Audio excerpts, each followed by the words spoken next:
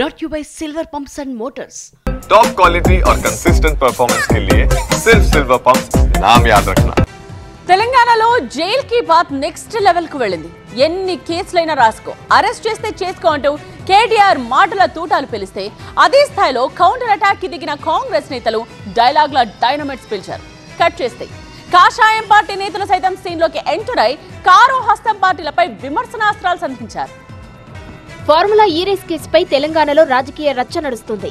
సోమవారం ఏసీబీ విచారణకు వెళ్తూ కాంగ్రెస్ పై నిప్పులు చెరిగారు బీఆర్ఎస్ వర్కింగ్ ప్రెసిడెంట్ కేటీఆర్. అవసరమైతే అరెస్టు చేసుకోండంటూ ఫైర్ అయ్యారు. అవసరమైతే అరెస్ట్ కూడా చేస్తారు కావచ్చు, కానీ ఒకటి పక్క, తెలంగాణ కోసం గతంలోనే జైలుకు పోయి వచ్చిన వాళ్ళం మళ్ళీ జైలుకు పోవాల్సి వచ్చినా భయపడేది లేదు. ఒకసారి కాదు 100 సార్లైనా జైలుకు పోతాం, కానీ వదిలిపెట్టాం కాంగ్రెస్ ప్రభుత్వాన్ని. కేటీఆర్ జైల్ కామెంట్స్ పై కాంగ్రెస్ నేతలు విమర్శలు గుప్పించారు. అల్లూరి భగత్ సింగ్ లా కేటీఆర్ ఫీల్ అవుతున్నారని, జైలుకెళ్తే సీఎం అవ్వొచ్చనే భావనలో ఉన్నట్లు సెటైర్లు వేశారు ఎంపీ చామల కిరణ్.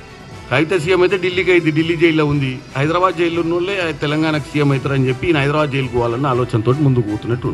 ఎప్పుడైనా అరెస్ట్ కావచ్చు అన్న ఆలోచన, తొందరగా అరెస్ట్ అయ్యి ముఖ్యమంత్రి కావాలని 2వ ఆలోచన, 3వ ఆలోచన లోపల ఎట్లుంటుందో బాగుండదు అని చెప్పి అరవింద్ కుమార్ని ఏమన్నా ఎంక్వైరీ చేయకుండా అధీర్ కుమార్ని మళ్ళీ ఒక 15 నెలలో 16 నెలలో బయటికి పంపించే ఒక కుట్ర. ఇటు మంత్రి సీతక్క కూడా కేటీఆర్ పై విమర్శలు గుప్పించారు. కవితకు పోటీగా కేటీఆర్ జైలుకు వెళ్లాలనుకుంటున్నారని అన్నారు. మమ్మల్ని లేనిపోని మాటలని రెచ్చగొడతా ఉన్నారు. మా సీఎం గారు ఏం రెచ్చిపోకుండా నిమ్మలంగా ఇది ఏ రకంగా అది మూవ్మెంట్ అవుతుందో లీగల్గా ఉండే అటువంటి అనేక రకాల అంశాలను దృష్టిలో పెట్టుకుని సీఎం గారు ముందుకెళ్తా ఉన్నారు, ప్రభుత్వం ముందుకెళ్తుంది. మాకేం కక్ష సాధింపలేదు. సీఎం రేవంత్ రెడ్డి సైతం బీఆర్ఎస్ నేతల వ్యాఖ్యలపై మండిపడ్డారు. ఎంక్వైరీలకు భయపడుతున్నారని, బీఆర్ఎస్ 10 ఏళ్ల పాలనలో కనీసం భార్యాభర్తలు ఫోన్లో మాట్లాడుకునే స్వేచ్ఛ లేదని ఆగ్రహం వ్యక్తం చేశారు.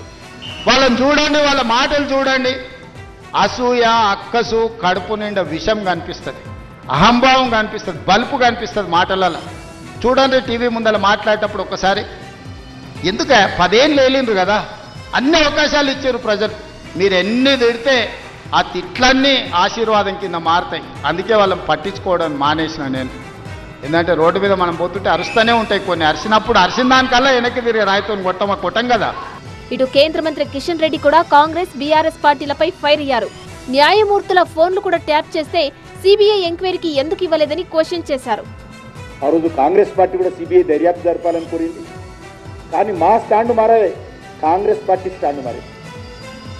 సిబిఐ దర్యాప్తు చేయాలని కోరినటువంటి కాంగ్రెస్ పార్టీ వాళ్ళ అధికారంలోకి వచ్చిన తర్వాత వాళ్ళు స్టాండ్ మార్చుకున్నారు. మేము మార్చుకోలేదు, మాది అప్పుడు అదే స్టాండ్, ఇప్పుడు అదే స్టాండ్. ఇక ఫార్ములా ఈ రేస్ కేసులో సోమవారం దాదాపు 8 గంటల పాటు కేటీఆర్ ను విచారించారు ఏసీబీ అధికారులు. 18 లోపు ఫోన్ సబ్మిట్ చేయాలని ఆదేశాలు జారీ చేశారు. మరోవైపు ఈ రేసుతో తెలంగాణ ప్రతిష్ట పెరిగితే అందాల పోటీలతో కాంగ్రెస్ పరువు పోయిందన్నారు మాజీ మంత్రి శ్రీనివాస్ గౌడ్.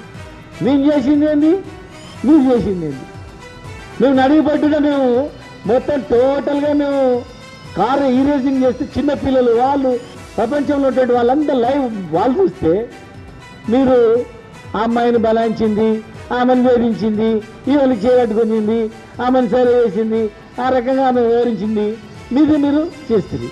మొత్తంగా ఈ రేసు కేసు సెంట్రిక్ గా తెలంగాణలో పొలిటికల్ ఫైట్ నెక్స్ట్ లెవెల్ కి వెళ్ళింది.